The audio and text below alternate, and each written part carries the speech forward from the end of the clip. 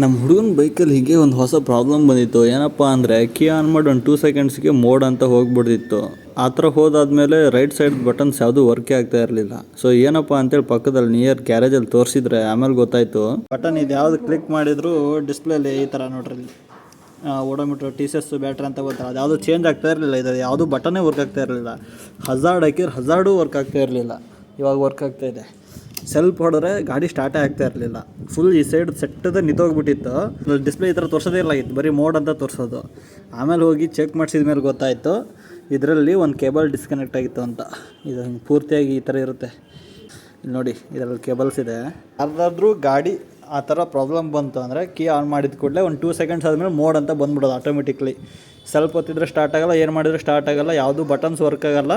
ಮತ್ತು ದೂಡ್ ಸ್ಟಾರ್ಟ್ ಮಾಡಿದರೆ ಸ್ಟಾರ್ಟ್ ಆಗೋದು. ಆ ಥರ ಏನಾದ್ರು ಪ್ರಾಬ್ಲಮ್ ಇತ್ತು ಅಂದರೆ ಈ ಕೇಬಲ್ಸ್ನ ಚೆಕ್ ಮಾಡಿಸಿ. ನಾವು ಇನ್ಸೈಡ್ ಸೀಟೆಲ್ಲ ತೆಗೆದು ಫ್ಯೂಸ್ ಗ್ಯೂಸ್ ಎಲ್ಲ ಚೆಕ್ ಮಾಡಿದ್ವಿ, ಬಟ್ ಯಾವುದೂ ಪ್ರಾಬ್ಲಮ್ ಗೊತ್ತಾಗಲಿಲ್ಲ.